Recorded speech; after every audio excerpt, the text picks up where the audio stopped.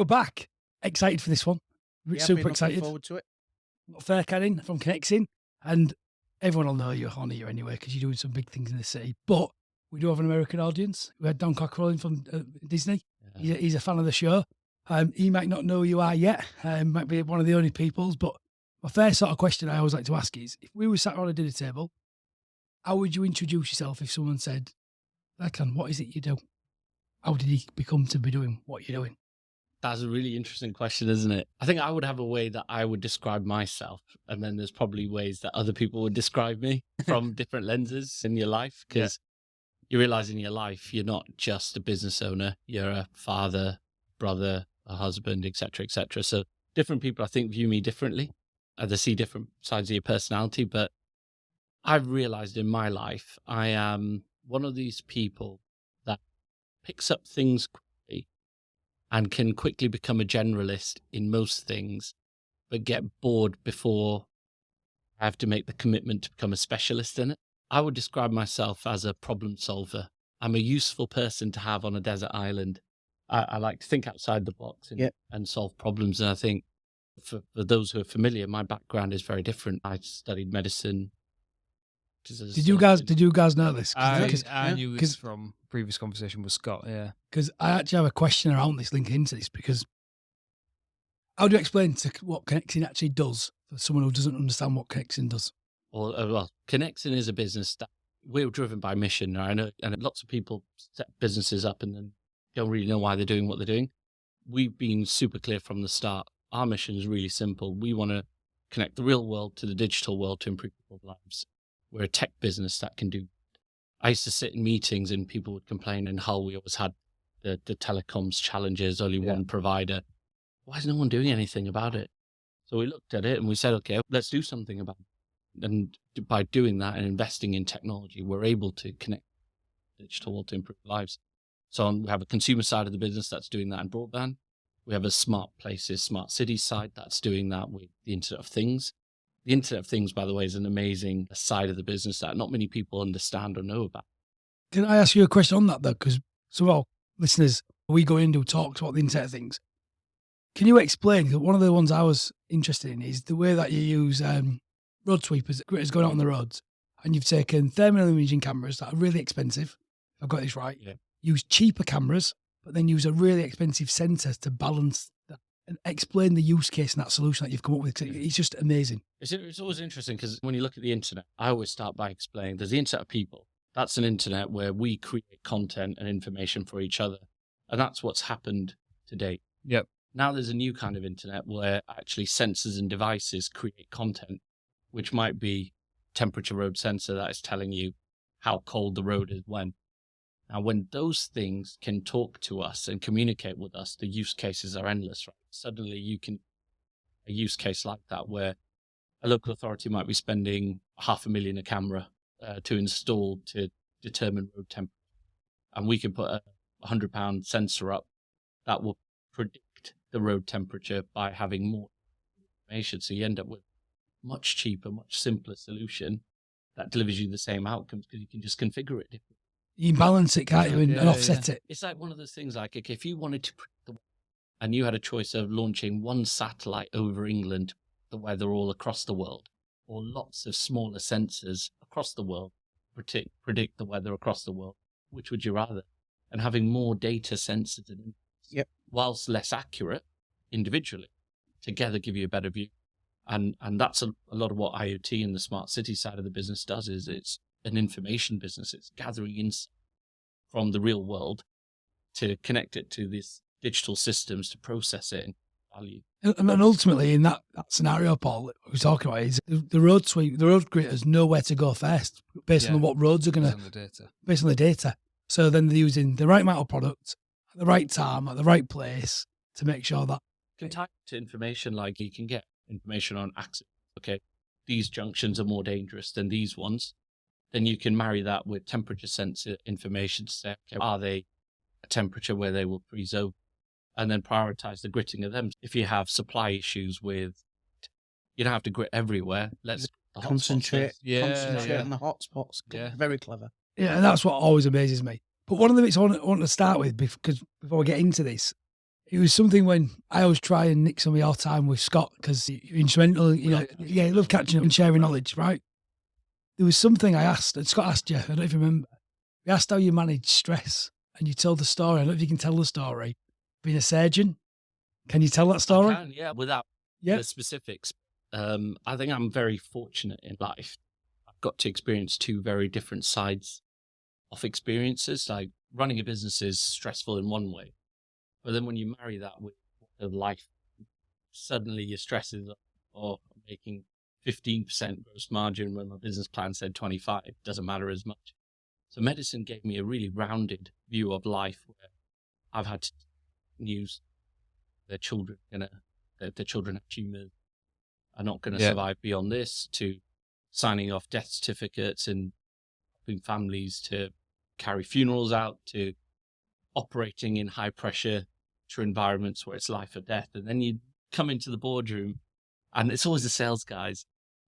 Oh, I think mileage claims, can we have 42p a mile? I'm like, problem. And, and I think when you look at that, in my life, I understand there isn't stress, there's pressure. And pressure is a good thing. It's a privilege. Pressure helps grow. So you need pressure for growth. Stress is pressure that you cannot control. And then you delve into and you think too much into. So my life now, I just bucket think, is this something I can improve? No, don't worry about it. If this is something that I can improve, then that's pressure that helps me grow. Do you see what I mean? So things outside of my control don't affect me as much. You're all human, and I'm a human. Get all sorts of things through. I'm counselors to this, to that. Or your kid's sick, or different types of life pressures. I just met people less and environment. I did a job doing practice. I learned. I don't think if you ever had any heart problems, go to culture of just being the best.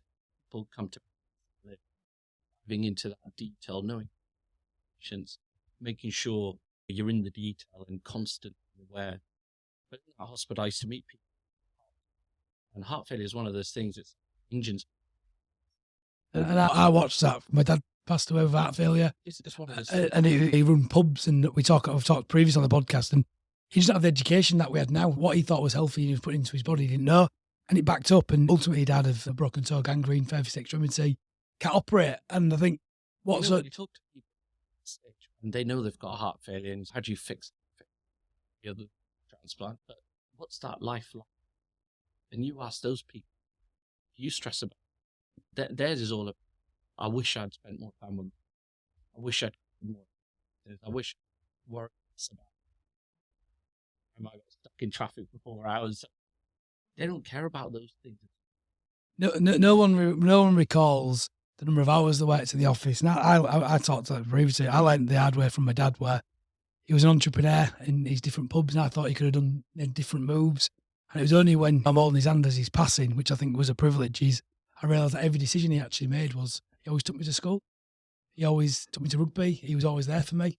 Whereas at that period, I was in a completely different business, different industry, and I wasn't even there because I was too busy chasing something that's never there. And I think death has a beautiful way of balancing us as human, is what I would say. I think we're going to hit him with the first one. Let's go. Yeah. So I'm going to have really interesting to how you think, what's behind there. What are 1 to 3 books that you've read that have greatly changed or influenced your thinking over the years? I read a lot. There was a time where I used to read a book.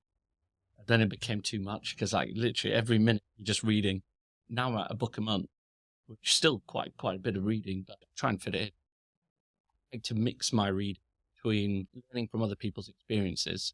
I like to biography, saying you read Steve Jobs as one of my favourites. Inspiring as that, for what he achieved and what he's done.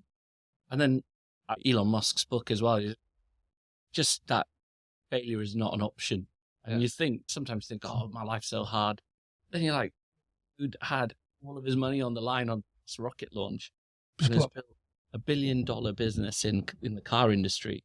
I think it's just Ford and Tesla, the only car manufacturers in the US to survive. Launched a rocket company, launched a payment system for digital payments with PayPal. Like, I like to read biographies like that. And there's a few business books that I've read where they're a bit more operational. I don't know if you've ever read The 5 Dysfunctions of a Team. Laconi. Yeah, that was one of the books, actually, weirdly for me, where it just made sense. And because I think people, we're illogical, aren't we? We think we're irrational, and we think we're logical, and we think we're rational, but we're not, are we? No. And what's been really interesting with us growing our leadership team, I used to be a customer of these guys for many years. And I came in, is it 5 years ago now? Yeah. And we changed everything. And my big thing is everything is a communication problem. Mm. Every problem we have in this business is a leadership problem. And I'm always going on, what would you say on that? Yeah, 100%. It was a massive learning curve for me when you came in and switched everything. But it took me a while to get that as we started leading other people. Even now, I'll come to Leon with a problem. I'll start explaining, and he'll look at me and I'll say, "Oh, what is it? Communication issue again." Yeah, okay, let's go back a bit. Yeah, clear comms sorts everything. But don't you agree? Because you're doing amazing things. When I read that 5 Dysfunctions of a Team, the thing what resonated me, and I don't know, I think people are scared of this, and you was definitely scared of this. And you've done it with the Man Club. I always remember when we set up the Man Club, Furqan, is because the mission is so clear. Mm. We run a club on a Monday night that men can attend so they don't take their own life. It does exactly what it says in the tin. But one of the fundamentals, because we're run by a group of volunteers and on it, is rule number 1 is you have to show up for yourself and be authentic. Mm. And if you're doing it for the wrong reasons, you get called out. Yeah. The problem is because the social media thing where people get proud of what you're doing and sharing stuff. The story I had with you turned up, didn't you? I have a sixth sense. I can just see in his eyes if he's not right. Yeah, and we'd gone really big, really quick. You were going from 6 of us, Furqan, in Hull. To 84. 84 within 6 weeks. 84 within 6 What weeks. an awesome cause, and what an awesome thing to grow in. And I took it on myself to make sure everybody's experience was the best it can be walking into that room. But I did that, but I sacrificed myself at the same time. And he realised that I wasn't my best. And I was rushing about when I have to do this. And it was just like, I've got to do this social post. I've got to do this. I've got to do that. It was just like a stop. I stepped back for a month, didn't I? And come back better. Yeah, well, I did kick you off every single social platform. And it was just. That's why you sometimes need time off to be your best, don't and you? And that's what I've done. And doing what I do now, especially with leadership teams in companies in the city. Because you're working with all the big ones. I've done, Think Cloud, you're working with Think Cloud, the biggest. I'm working with Think Cloud, the biggest. So I'm working with quite a lot of big companies within the city. And we've gone into 23 different companies globally in the last 3 years. Been great supporting that, hasn't it, Dean? Which is, Dean, we've got through it, Dean, haven't we? Technology expert now, right? I am now. Deliver all. He has his own red button. Yeah. What happens when you press it? These are the team are there, sorting it all out. These are my 5th emergency service. But what I've found in the last year or so is that I go into a lot of companies and I try and help the staff. I try and support the staff. I try and support the teams. And a lot of management, when you talk about it, a lot of problems that I'm finding within companies, sometimes it just comes communication. And I just try and, from my production and my management head on of 32 years of my mental health, I try and knit them all together. But don't you think, though, the thing, what we always go through is we want really smart people. And really smart people need to make the decision. Because how big have you grown up to now? How many people is in there now? We must be very close to 250. Yeah. And that's not slowing down, which is scary. Because I say to some people sometimes, if you said to me 10 years ago, you'd be the CEO of a company with 250 people doing all the things you're doing, I'd be like, whoa, amazing. But I'm in that role and I'm constantly thinking, What's next? What next? Yeah. When are you ever satisfied with? Because I still feel like we're a very small startup, scale-up organization. There's so much more to do. I don't think that ever stops, does it? Do you ever have these kind of feelings where sometimes though you'll get a moment and you reflect and it might just be for a few minutes and you go, wow, I have done this. Oh, I get that. Yeah. Frequently. And I remember I having that once, and I left school with no qualifications at all, right? And I remember delivering a course to 103 teachers in one day, two lots of 50. And I rang him at the lunch and I went, What the heck? Leon, It's one of those. one of those, Yeah. I went, I'm just ringing you now. I don't know why I'm ringing you, but I'm ringing you because I left school with no qualifications at all, and I'm teaching teachers. Crazy, isn't it? And Yeah, it was just one but of them it's, moments I rang him and I just went, wow. And I think But that's what I say to people. People think you need to go and be good at maths to do this and that. No, you don't. Everything is doable if you want to drive, if you have the drive and the aptitude to achieve it, basically. but how do you, but the thing is, because what's interesting, so Scott, my business partner, Yeah. so I'm the visionary, Scott's the MD, and I come up with all the ideas and he just puts them back in the drawer and gets on with the other idea that he's meant to be doing. But what's really interesting, let's take the Man Club. I always knew the Man Club was going to be big. And the way I always envisaged it is if the Man Club relied on me, it's not going to have the impact it needs. So I was all about systems, process, delegation, empowering the next leader and growing it. And you used to really struggle with that back in the day because you couldn't see the vision. Yeah. I always said to Dean when we started and there was 5 of us, he was the first employee of Scott. Yeah, the first survivor of Scott, I say. And I always said, we're going to 30, this is what we're doing. And you couldn't see it, but how do you make it safe for your team? Because if you're right over there... Well, I lived that dysfunction as a team, but I think you have to live it yourself for other people to buy into it. And the other guy, Simon Sinek, is always talking about safe circles, and I think that is really important. If you ever walk into a Connexin meeting, you will watch and you will see, I might be the chief exec in the room, but somebody who is a junior business analyst arguing with me over why that's a shit strategy or something. And there's no, in that debate, there's no, the smartest person in the room is the one with the most information. So we have a very open culture where debate is encouraged. We want to be borderline argumentative. So get your views across, and then there's no hard feelings at the end of it. But one thing I say is, look, he's laughing because you want that. we had this yesterday with our senior leadership meeting. That's a healthy team. Though. Yeah, You can have those I said this debates. to you, and I. Yeah. At first, you struggled with that. I did, yeah. He really struggled with this. It's hard in the beginning. Yeah. Once you realise that actually in another company you couldn't do, and your view is your view, but they've already made their mind up. You don't feel part of that. Yeah, exactly.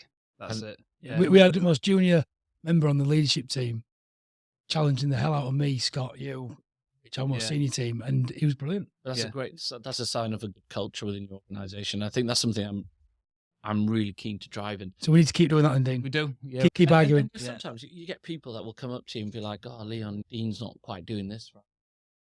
I would, no worries, I understand. Let's have lunch together. Hey, Dean, come and join us. Yes. By the way, I was talking to him and he told Yeah. And then there's no talking behind each other. You want to. Call it out. Yeah, call it out. And then go to the source. realize, oh, shit. yeah, that doesn't work here. Yeah. We're one team. Yeah. So if you've got a problem, challenge it. No one's got a problem with challenges. But I also say we're not a democracy. So there has to be a level of decision making. So when you're in that room, you got to look at it as my role is I'm the judge, your defense, your plaintiff. Go and argue your case. There has to be a decision maker. And once a decision is made, you respect the system. Yeah. So there's ways where the worry is that you become a democracy and no one makes decisions. Yeah, that's the hard bit. Because half the country votes yes. Yeah, because no, that big country. And the challenge you have is, Scott really struggled with is you try and make the culture flat, don't you, so everyone can collaborate. But then because of the things like we're doing and you're doing, cybersecurity, we've got Ministry of Health Supply Chain, we can't get stuff wrong. But then all the true innovation actually comes from getting stuff wrong, I believe. I don't know your thoughts are on that. I think of failure differently. Failure thing, it's faster learning. We have a view: make mistakes, don't make the same mistakes twice. Just make it once, move on. We don't punish mistakes. It's all about cultural fit. Genuinely thanks to really senior members of the staff because they might be very well qualified on a CV, bring loads, but culturally didn't fit with organizations. Culture being open, challenging what's needed, supporting the team, rowing in the right direction once the decision's been made. Those people don't belong. And ego, I think, is a big thing. Because to have an open culture, you need to be humble in yourself. Do you know what? That's just their opinion. You can handle. But what's the right decision for the business? Yeah. Or you might be saying the right thing, but you've said it in a way that made me look stupid. And then I don't go with your decision, even though I know it's the right. Yeah. I think we're having humble people in the organization, number one. Yeah, very similar to us. That, and we traditionally, when it was before you joined the organisation, when it was myself and Scott, we used to do the hiring, and we based our recruitment on skill until you came in. I kind of decimated it. I And said, then Leon ripped skills it can be apart. taught, Can be taught, traits yeah. can't. Yeah, Traits can. And that is how the culture's thrived since Yeah, then, really, yeah. innit? The staff we've brought in. But even the next one, Furqan, so what is your feel-good song or music that gets you focused or makes you happy? I don't have a one. I have many. For example, sometimes I'll be driving in the car and Ray Lewis, the American a football player, he's got that walkout song and Oh, yeah. motivational stuff he does. I'll be playing in my car like music. It's like, you are the best. You're psyching yourself up there. Other times, have you ever heard I Am a Champion? Yeah. What an Awesome tune. That is chant brilliant, that is. That's a great. I'll just have it on my thing as a song. Yeah. And randomly it comes on and my family members be like, what the heck are you listening to? Hey, you don't get it. Yeah, this is what you need in your life.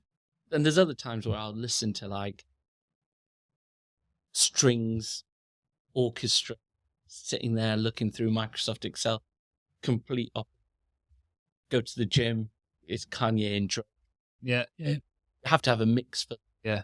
the stage you're in, I think. But No, my music variety is really Yeah, it's the last podcast we had a guy in something very similar, depending on what mood he was in. If he was in a sad mood, it's Harry Ricks. Harry Ricks was in, and he was saying, sad songs, they need to draw out the sadness Oh, to get rid of it. yeah, and Bonobo, if you heard of Bonobo, they're quite good, and all different ones for different things. But music's a big part of my life in getting myself state ready. Interesting. Do you want to drop rap music? We might get him at the Connexin live arena. Yeah. Guess who he's best pals with? He goes on about this. It's the best gig I ever went to. Yeah. Who's your friend? Yeah, we had I got some contacts with Nelly, the rapper. So Let's we get had there. Yeah, we need- country. You know, here you go. Yeah, We're down for absolutely. this. We We're down for this, aren't we we? need to get We can make this happen. I'm We not can. joking. I met with Sean Paul, did the opening Oh, event yeah. at the new venue, the Connexin Live venue, and speaking to his promoter, and he's like, promote Cardi B as well. I had Cardi B to help. The whole aim of us taking over that was about, Connexin changes the status quo. That's what we're here Yeah. to do. We're here to just up dials and see what breaks and what doesn't break, but constantly Cause just trouble.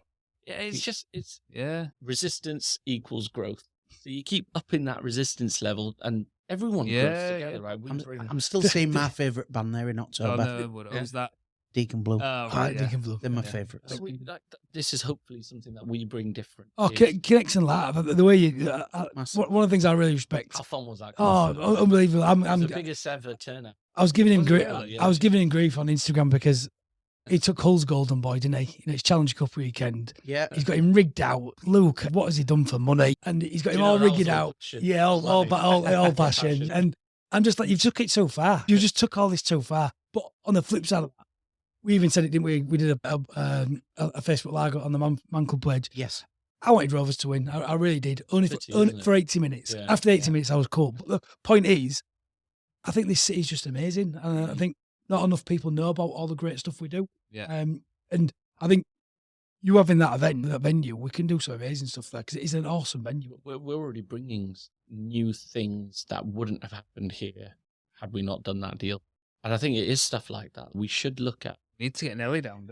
We were Why we, are we up in the game? Why do we always Yeah. look at Hull as, we're Yeah. Hull, so we can't have this? the back end of the Why is motorway. that? Yeah. Why are you so negative about Why don't everything? we think- We had Murphy on the Manchester. podcast, didn't we? Yeah, Murph was on the yeah, podcast. Murph was part of Country Grammar, one of the writers. We had him on. Shake Your Tail Feather, you know that song? Oh, Yeah, we had him on. Yeah, That's from Bad Boys. Yes, Murph Yeah. needed One of We- my- Really, is that- We had him Yeah. on here. Had him on the Yeah. podcast. So it's all good. It's in the next one, Paul. What purchase of £50 or less has most positively impacted your life in the last 6 months? Oh, that's We've got him here, haven't we? don't know actually. I buy so many things that I've probably lost track of what I bought. Probably a book. If I think about the impact, Hmm? because I probably bought lots of things like a little USB charger that just kept my phone going. Yeah. It was super helpful. But I think I buy a lot. I challenge people this because I'm dyslexic and I used to struggle reading until I got taught how to mind map. So once I started to mind map in the covers, I can remember it. I think for £10, it just blows me away that people won't spend £10 to go learn anything you want. It's just so easy. I think when someone tries to teach you something because they think you need to know it, you just don't want to learn it, do you? Yeah. Let's say, for example, you start a business up and then you're like, what is a profit and loss report? Suddenly you learn it because you want to. Yeah. And I think for me, I found that as I'm growing, my kind of desire for learning is increased because you become more humble as you're growing. Oh, you need to learn this. But you're not good at that. Yeah. So you want to learn. And I think I do spend quite, and sometimes I just buy them in and nice on the shelf, and I'm going to get around to reading them. You know, I've read some super interesting. I've read the 50 Laws of Power. Yes. 40 Laws of Power. Yeah. You look at that, you think, wow, what? Robert Greene, incredible. Some of his books are just insane. Incredible. And you think, wow, I'm not on the level of some of these people who read this book and the Art of War. Like, it's a book like this big. The Art of War is not to get into war. It's common sense, isn't it? And I think everyone has access to these tools, but we don't use it. No, I think that's what's changes now with. I think with AI though, this brings it in because I'm working with the university. I want to get you guys more involved in some of the stuff we're doing there. They've got the UK's first Centre of Artificial Intelligence. No one even knows about it. And I've just put a course together that's just gone live. But my mum's really into numerology. Right? So I like to put all the content that goes out to our customers. She's 68. I think if my mum can understand it, because she loves tech, right? If she can get it, when customers are going, this is too complex for me, I can go, hold on a minute, my 68-year-old mum can do it. Right? She's a grandma, right? She's a great grandma. And we got her to build her own AI model. He's a specialist in numerology. And she was just blown away asking it all these questions. But my point I'm making is, all of a sudden, just takes our knowledge and our thirst for knowledge. So like we talked about Robert Greene's 48 Laws of Power. Or I was talking at the World Loneliness Convention, International Loneliness Convention, and I was speaking to the Society of Clinical Psychologists. And I'm thinking, talk about Andy's Man Club. I need to add some value there. So I thought, how can I link suicide in with loneliness? So I took the 5 latest reports that was out on it, dumped it into some AI, got it to come up with the sort of the common trends and link it together. Then I got it to build me a learning pathway on it. So I spent 6 hours, taught me, used the AI to build my slides, presented. I'm now presenting in Chicago because the trends that we found, the doctors are going, this is amazing. And I'm like, it's not me, AI found it, I'm just presenting it. And how amazing is that tech?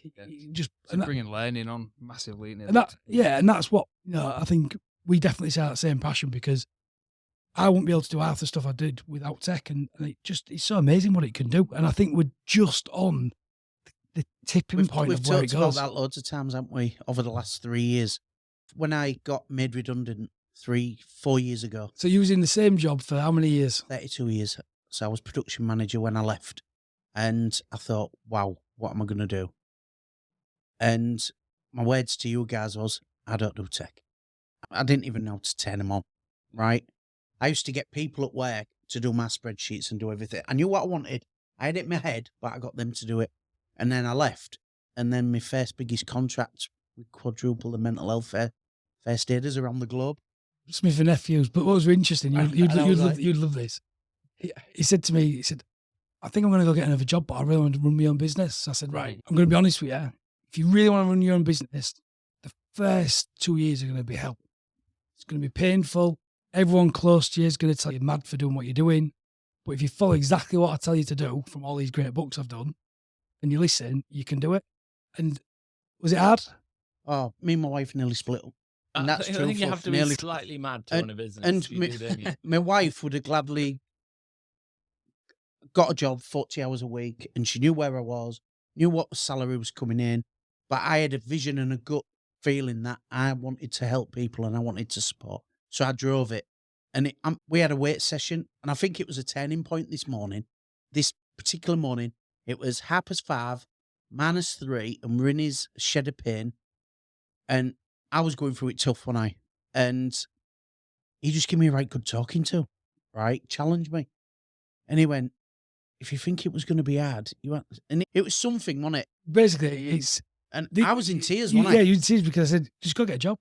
Set the bullet out of the gun, go get a job. It's easy. And it just switched. And I think, don't you think, and I'm interested to see this, we have to create value for people before we ask for any money. There's got to be value. Yeah. And I think sometimes we get that wrong. We think we can come up with these great products, put a price on it, but it's that value proposition people, I think, sometimes struggle. But I think you've got to do more than what they actually want. You've got to over-deliver or not. What would you say? I think it is all about, it's about exchange, isn't it? Yeah. It's you're asking for someone to give their time because their time earned them the money, right? Or for something that you want to provide for them, which is in exchange for your time, right? So Yeah. what are you bringing to the table? If you spend £10 with me and you make £10 an hour, you've given up an hour of your life. What did I give that you valued more than having that hour? People don't think like that. Yeah.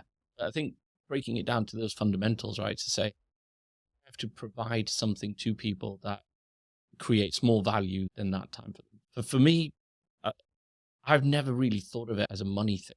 It's always been about it's odd to say that, isn't it? Like you set up a business and it's never really about the money until you get the money, but not by thinking about the money. That- It's always Do you about think your that's something. yeah, but- passion? Do you think you've got a passion for something? Like you've got a drive for something? Like you enjoy what you're doing? I can't stand you love what you're doing. injustice. So, for example, when I first came to Hull, I remember going to KCOM saying, can I have a quote for a big fibre line in? I kid you not, then it was like 140 grand for a lease line, 100 in. Those who know will know what I mean. That same thing outside of Hull cost 40 grand. Yeah. I just couldn't understand why. But you didn't have a I choice. couldn't drop it. You have a choice, I did you? couldn't drop it. So So they I could was put like, whatever price no. they want. To me was unfair. And similar, if you look at a lot of the things that Connexin innovates in, we end up seeing things like, hold on a second, why are we struggling with floods? What when the flood sends 35 quid, that will give you the same information as this one for grand. And then that result, because we're solving problems against, this just doesn't seem, you end up creating the value that then makes you the money. We've And- never gone and Yeah, said, but the interesting thing, when I was in a separate career in construction, I did focus on the money. And I focused on, I thought being a director, I'd have more security. And I realised really quickly being a shareholding director is the most loneliest place in the world. But then the flip side, what Andy's Mancle really taught me, I remember going in there and you talk about the word humble. I want humble. I thought we needed products because we'd had ultimate success. We've gone from 3 million to 15 million in a matter of 18 months. So you think you know what you're doing. And really quickly, it was like, the model of Andy's Man Club is we have this great product on a Monday night and we're not selling any products.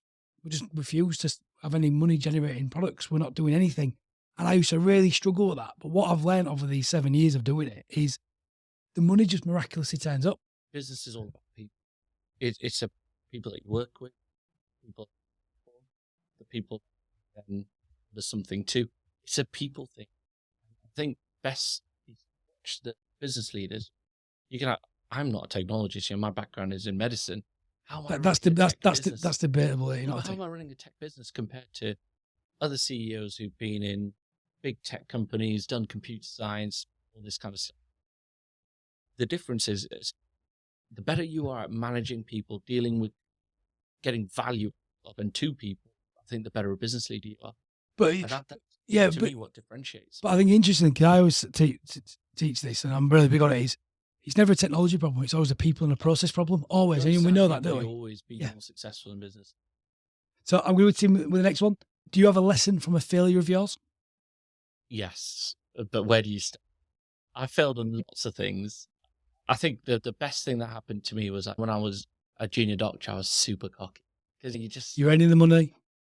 doctors, that surprisingly don't earn that much, but like you were doing such amazing stuff, like Yeah, turn saving up today lives, and thinking yeah. someone's leg is that way, back in, you're a hero. Do you know what I mean? There was Yeah, like, it's- I don't know how to do it. I don't know how I to do don't it. My wife watches these programs when they're having I cannot Okay. watch them. it's easy to get cocky in that environment as a junior doctor. I must have been 23 or 4 in working in emergency departments.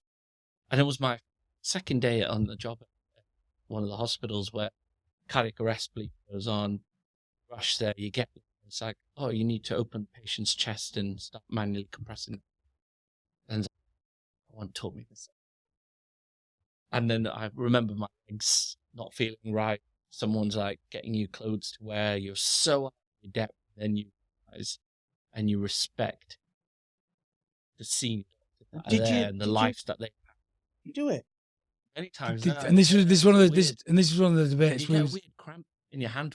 Oh, you're Because of the- joking. you're used to constant squeeze. But That's amazing. and this was a story. I wanted him to share this because that just blew my level of thinking in terms of how amazing that you have that opportunity to do that It puts life in perspective, doesn't it? at a Because different level. there were times where you go to medical school for 6-7 years, and then in hospital. In medical school, they teach you stuff like never going to use in real life, and then your second day on the job might, this person's heart's run really shocked. No one's taught you how to use that bloody machine that shot. So then you've got all this learning, but you've never really been in that situation. Do you, Do you tell that person on the bed, excuse me, it's just my first time, I ain't really sure Some of it, people but say, I've got this image in my head. I'm just putting this together, piece together. He was like really on the help desk, isn't he? He's on the help desk of a technology. Just rather than the servers that are potentially going to die and keel over, it's people. to just put life in perspective, for me, that was super Totally humbling amazing. being in that situation to say, you accept that you need someone to help you, give you a hand. You cannot be the best at everything. You have to have a line where it's, you know what, this is just a different game. And I think being exposed to that and then doing business has given me a bit more rounded life, I think. You're still young, aren't you? So what was the trigger to think, I'm going to do a different venture and start a tech business? You know, obviously. K-Com. No, Overcharging it's him. still a thing. Overcharging him. It's a big jump. Doesn't it? Yes. I was very fortunate and I always loved, I remember back in the day, there was Gateway PCs. Do you remember that? Yeah. Time PCs and these guys, you could order the parts and make your own PC. So whilst I was still at school, I would make my own PCs and always into tech, fascinated by how it worked, to the level where I'd look at, really, it's all zeros and ones and it's about electrons flowing through a circuit board. Who the hell makes a circuit board? Yeah. How do the circuit boards work? And then you go down a rabbit hole. So I was always interested in how things. Did you watch Tomorrow's World? I used to love it. Exactly. The shows that were the type of things that they would run on that would just blow my mind. I love how the human body to me is just the most advanced machine. So when I was studying medicine, the most interesting thing for me was in the heart, plumbing and electric. So you have your blood vessels and your electrics that give you your ECG. That's what it is. How does that work? Yeah, it's interesting. It's mind-blowing. It is literally just an advanced machine. Yeah. So I've always been fascinated by this whole thing in the South China Sea. And everyone's, what's going on? Oh, it's all about silicon. Why don't we have factories here that make chipsets? And I'm that guy that will have on a train. How do you chip? What kind of a factory? Yeah. Types of banks that finance factories. It's weird. You give someone like time, they'll put a business plan together. Yeah. And when we first fiber network to Hull, it's a big investment, it's hundreds of millions of pounds. Connexin was a small business. And I remember going up to K-Com and boardroom. They never had that time to think and think, what do you do? How much does it cost? Financing these things. And you put three things together, you have a business plan and there you go, you're off on. Makes it sound simple, doesn't it? It sounds amazing. That's how it is.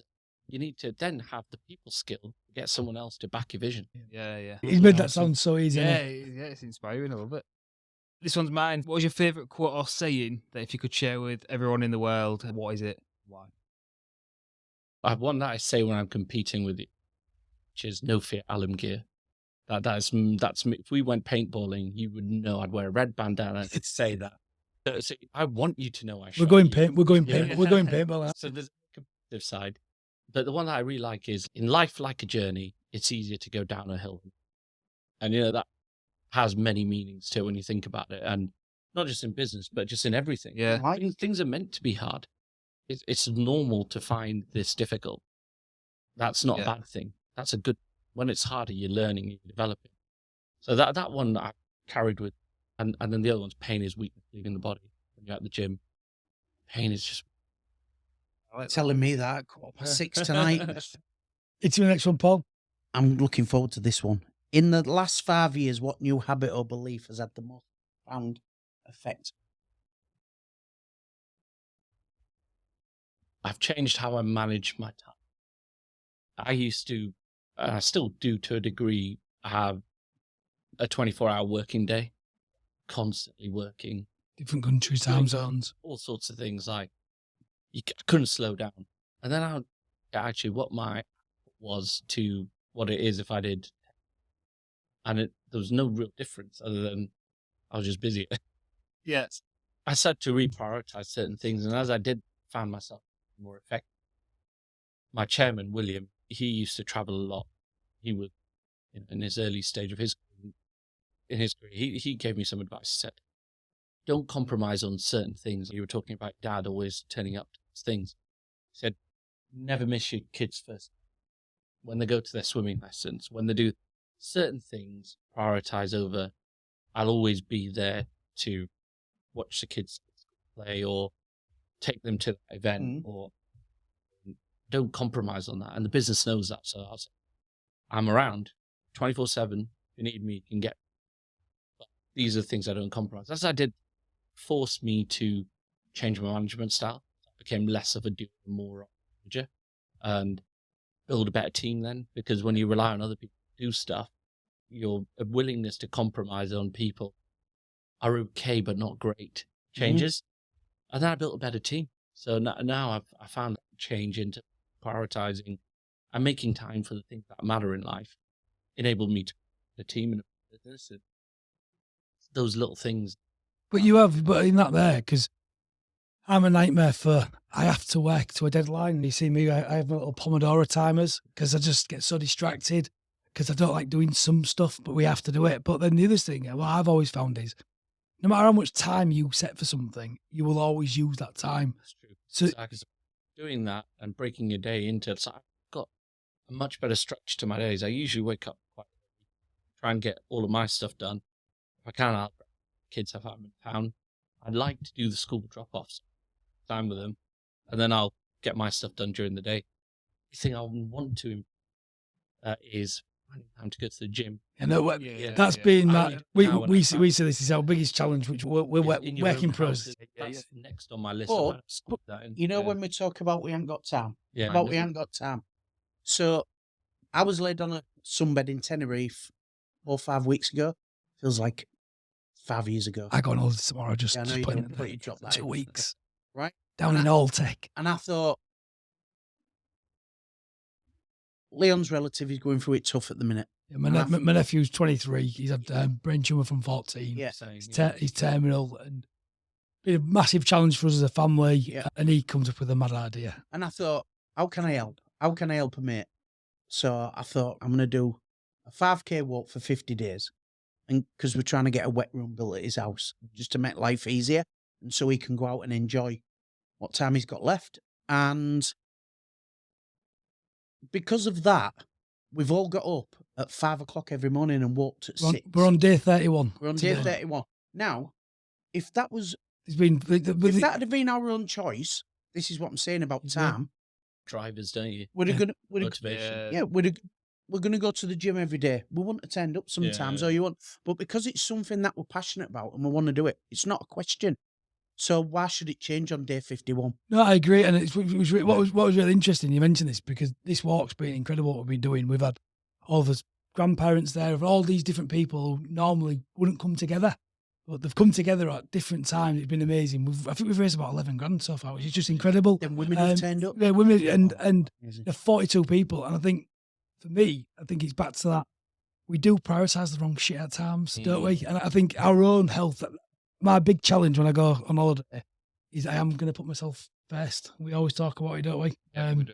But we never ever do it. I'm going to hit you with another one. Knowing what you know now, what advice would you give to yourself at 18, and what advice would you ignore?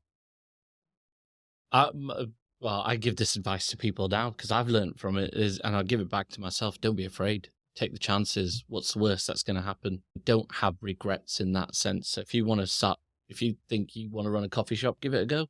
Doesn't work. Yeah. That's it. As simple as that. Yeah, don't be afraid. You know? But I think the challenge is with that, though.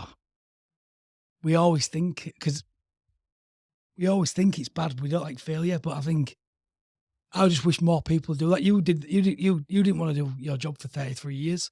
No, I can call it out. I know why you was depressed, because you had everything going for you, but you hated your fucking job. And I still believe if I hadn't got made redundant in 2019, I might be still there now wishing I was doing something else.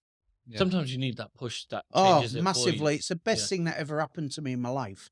Best thing. I'm loving every single day, and I wake up thinking, who am I going to meet this week? What am I going to do? Who am I going to help and support and stuff? Today, I've delivered a masterclass this morning, and I'm meeting you in the afternoon. If you and if I what asked you life? that question back, you would have said to yourself, "What are you Just do it. leaving?" I was the worst one to convince. You can make a living doing. It was funny because I can't remember what it was. I was on stage at some talk, and someone said to me, "Why are you not scared then?" I'm like, Good question. Worst case scenario, I know I've learned enough that I could do something else. For example, nowadays the world's a different place. You can set up a website. I was like, I could just have a car and become an Uber driver. And someone else, don't you have a medical degree? Why don't you go back to medicine? I'm like, oh. But there's so many options nowadays that actually for people who are driven, it doesn't matter if your business doesn't work. You can find 8 or 9 other things. If you think about the people you into, you might have someone who's very academic and very bright and got all the right, no real life experience, and then someone who's been front of house in a restaurant for years on a customer service side and the way up doesn't have the A's and the B's and in the grades. They're applying for a customer experience job. Who are you going to give it to? Yeah. And people in school you taught different. Yeah, and I Yeah. think This is everything. yeah, I think Get your experiences like, and enjoy it. I think there's a caveat to that though, because if you're looking after my heart, I'd want to make sure you're an expert on that. I'll ask you that back then. Okay, you got a choice of 2 doctors. One that's in theatre all the time, operating on hearts, and the other one who writes the papers. Yeah, on. exactly. 'Cause Yeah, that's what's happening. No, I completely agree because we talked about lived experience, don't we? And Experience is everything. Yeah, but You learn so much. I think the challenge is though, some people, and there's a tool we use called Giant. It's like a leadership tool. They put it into Google, and our podcast is built on it really. We do another version of it, but really interesting. You had a meeting, and you correct me if you, because I think when you ask enough people for support, so let's take everything we're doing for Ollie, right? Yeah. The community's supporting us. There's friends, family, Massive. everyone's supporting him, right? Absolutely massive. You think of Andy's Man Club, all the great community support. I look at all the businesses I've been involved in. I ask you, can you help me? Can we grab a coffee? You'll make it happen. There's so many great people who will give time. The podcast is testament to it. Sometimes I think we're just so scared to ask. Like I ask everything. I got asked no, and I think, why are we scared to ask? I'm super persistent as well. And I think that's a good thing because it's annoying. You get to where you want to get sooner because you get to a no sooner or a yes sooner just by being persistent. Not knowing is the annoying thing, isn't it? Yeah, I say to Leon all the time because we get guests on the podcast, and I'm just like, we've had some semi-famous people and some famous people in the past. Like, how did you get them on? I was asked. That's funny Right, what you easy. get when. Just ask it. But I think that's the other thing for anyone listening. It goes to business owners, leaders who are developing. I think the other bit is to be okay with what you don't know. And what I mean by that is, you're working with Reckitt's, doing a massive thing with Reckitt's, doing some leadership development across the global sites. You're not the expert in that. We have a conversation on it. Let's speak to Steve, who runs Giant. Who's built this amazing piece of software. Let's get a meeting with him. And we had a meeting, didn't we? And he's what we do. What we're going to ask him. We're going to show him what we're doing, and can you help us? And what does Steve go? Yeah, we've got a solution for that. It's not a problem. And we can help you do this, and you've got all the backing of Giant London. Yeah. And I come out and I was giddy, and it was like, what do you need? What do you need? And it was like, it's amazing. Like people generally will side on the side of doing good, and helping you. That's the default option. Yeah. Everyone's assumption is, they're not going to say it. And that's on you. That's your assumption. Because it is, And you watch the positive-minded individuals are like, the more you ask them, well, he said, I've been watching you from afar. I love what you do. Of course I'll help. Didn't he? We'll jump in the next one because we're nearly at the end of these, aren't we? So, at times we all feel burnt out, unfocused, and unenergized and overwhelmed. But what is it what you do? And if helpful, do you ask yourself certain questions so I get you out of that? It's so true. There's times, especially when you're traveling, just back on fumes, and you question, am I going to be productive today? I will genuinely just take that morning. And I will say, do you know what? I'm not going to be productive today. And I will go and I will sit somewhere quiet. Since having kids, it's changed a little bit. All your kids. I'm 6 and 5. Great Something ages. like that, Really yeah. fun age. Great So like, ages. it's a great de-stressor because they don't care about the problems in the world. I'll just take and I'm like, all right, let's go to together. Yeah. And for that moment, I'm just spending time with them, and they'll make you forget the things that are on your mind. Sometimes at the top for every. Someone asked me, "What's your biggest fear in business?" I was like, one day if I wake up, payroll, got all these people, lives and family, and rent, car, all commit, a reliant paycheck. How would I? That's a lot of pressure that you don't realize that your Lot. decisions are. Yeah. So many lives are affected by certain decisions that you take. And I think that is hard because when I was working at other business, 130 of us, and my job was to win new work. I remember winning Kurt Geiger and Ralph Lauren and all these sites. Everything was great. And then I remember losing a lot of contracts Oh, it's hard. Yeah. and having to go do the layoffs. And and I think that's what drives me now. It drove me to get into this business because I didn't like that model. Change the business model, go try and use them skill sets elsewhere. And because business is hard sometimes. And I think no one understands the lonely path that it can be at times. I don't know if you agree, disagree. No, I totally agree. I'm not at the level you guys are. But my model that I built myself on, because I'm 54, so I'm getting a little bit older. But I was We're like, franchising in Furqan, by the way. yeah. So what I got was, because I was in the hole for a few £1,000, but all paid off and everything, all good. But I thought, if Think Mental Health went kaput tomorrow, am I in a financial position where I can go and get a job anywhere? So I've done it. I've been forklift drivers. I've done everything. Would I be able to live tomorrow? Yes, I can. And that's what drove me to say, if Think Mental Health went tomorrow, can I get a job and live? We've got a digital product now. We've got a digital product now. Yeah.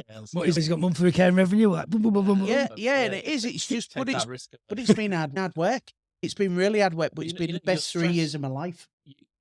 Even if you were doing this 100 million turnover with 1,000 staff, the stress level of the whole 1,000 is the same as if it was you being in debt 50 mil.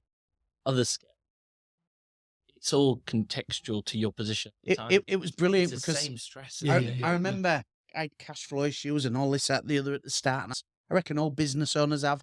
And I went to Leon and I went one day and I went, do you know what?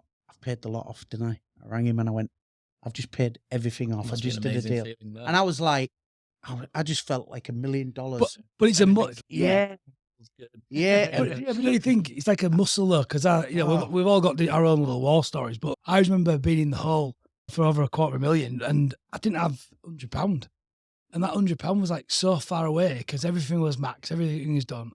But then the deal came, and you start respecting money and other things in different levels. But one of my favourite quotes is, "Resources are never the problem; lack of resourcefulness is." And that's one of the ones that drives me constantly to be that. But you're going to go my next question. one. I thought he was going to push in there. Who in the world would you like to interview, past, present, why? I'd have to be another entrepreneur, right? I'd love to sit with Steve Jobs and have that Incredible. conversation. And probably present with one of the other, like Jeff Bezos or Elon Musk. Do you have these challenges? How do you cope with this? Yeah. Just to bounce ideas. Musk would be incredible. I know. Yeah, would crazy guy. He just reinvests it all back in and goes again, doesn't he? His view is money isn't real. It's just an asset for delivering additional value because you borrow it. Interest is a made up concept, and then you use it, and then you refinance it at better terms as the value is going up. The bank's interest rate. So do you just carry on bridging other people's money and money be fungible and not a real thing? Yeah. It's incredible It's crazy, thinking. isn't it? Incredible thinking. Yeah. Incredible. Have to be ready for a white knuckle ride to that kind of life. I was going to Gosh, say it's yeah. the mindset Yeah, that that you've got is it, into it. yeah. People don't give him enough credit. Sacrifice, family, friends. He said he Relationships. sleeps in his office, doesn't he? Because he's so on the Driven by mission. his mission. His mission is so big. Let's take what he did with the cars. Yeah. Like Look at what he's done with Yeah. Twitter. all of it. He's Twitter was losing money, failing. and he's all over it. How many entrepreneurs? Do you know what? Here's an idea. Let's charge for the blue ticks and then make tens to hundreds of millions a year, one decision. And now all the social media companies are copying. Yeah. Instagram, you can pay to have. Others are introducing threads that's come out of nowhere. Yeah. Everyone's seeing Twitter before. It wasn't brought video content. That is just on Game top changes. of Everything else he's doing. Yeah. SpaceX. Insane. I loved his. I'd love to get into his Is it mind. zero based thinking? He thinks like in terms of. So let's take, I think first principle. That's it. And he takes the principle of the batteries cost so much money to Why does produce, it cost that? and he just keeps going why? How does Because the battery work? we do the 5 whys, Yeah, don't we we? do it, The 5 yeah. whys, That's exactly it. 5 whys it. And he's like the basic raw materials of this. So actually, it's not that the batteries cost that; it's the process is wrong. And he just it's so simple. Yeah. But he's obsessed, I think, is the key. He'd be a great one to interview with, though. So we've got through 59 minutes. I'm just on track, so we've done well. Wow. Last Gone question. quick, that. And last question. Is there anything else we should have asked you, but we didn't? There's lots of things you could ask me, which I'm glad you didn't. But no, it's been a great conversation. It's good to finally spend some time together. And I think you guys are doing an amazing thing. Yeah, no, I'm glad to be here. And we always talk about business strategy and life as a journey. What are your ambitions? What are mine? I think it's important to have those conversations because I think the only thing I would say is that to kids, when I was growing up as a kid, my concept in life was you do English, you become an English teacher, do maths, you're a maths teacher, do geography, you're a geography. I never knew you could do geography and then become a banker. Yeah. How the heck does that work? Yeah. But I think for kids now growing up, there's so much opportunity. Is the traditional university route. I did loads of degrees. But I think the challenge Does on it that, really- it's changing. It's changing, but Yeah. I think the challenge is, so I'm working with the uni, which is super exciting. They've got 19 courses going on next year that have all got AI baked into them. So it needs to be relevant Yeah. now to the future. Yeah, You can't relevant. Teach the old things. No, but relevant, but also, because I think the key at the minute is, which we get, and I think all of us all agree on this, is learning knowledge as fast as we can and applying it even faster. That's the key secret. So you were talking about earlier, have you heard of the 100-hour principle? Oh, yeah. So 100-hour principle. So at the minute, I'm doing loads of stuff on AI. All I've really done is go do 100 hours worth of study on all the language models. I've rocked up at the university. I've got in lectures that I have, they're way over my head, but I've put enough content in there now. I've absorbed it and it's now making sense. But I'm only 100 hours in, but then I'm 100 hours in. I'll do another 100 hours and I'm just ahead all the time. And I think people are so scared to actually put the 100 hours in. But if you work it out, I think 100 hours, let me quickly do the math. I think it's some 15, 20 minutes a day for a year is 100 hours. It's micro learning. And I think the challenge we have, and I struggled at this with school, back to my dyslexia, is school and the old models, and I challenge the university on this, is they want you to bear for 3 years. It's the way they do it. But what I've found is they're all about intellectual property now, aren't they? Building IP, which is a different debate. But how can we empower our children to not have to go to university, but still learn these principles and these frameworks to do good? In school, you're taught, school is about information, retention, and then competition. I get graded against you. It's about working together. Yeah. So in school, you get taught how to compete against each other. And then in business, you're told both in a team and need to work together for this joint outcome. People skills, finance skills, to use money, to budget. I think, for me, that's what I'm passionate about. So you've seen that with quite an academy. Tell us more. Get into education and digital and new framework. We can just to pick up on that, and I'm mindful of your time, but Gary reached out to me and mentioned about the Connexin University. I didn't know about it. So explain what your idea on that is and tell us what your vision is for that. So we think traditional education can produce the talent as fast as the industry needs it. You can see technology. Well, we agree. We agree. Yeah. 10x. Education minus 2x. That thing is slower because they just can't keep up. Some of the senators asking Facebook questions says a lot, right? So technology is moving really fast. We think us to continue to do that, we need to deliver.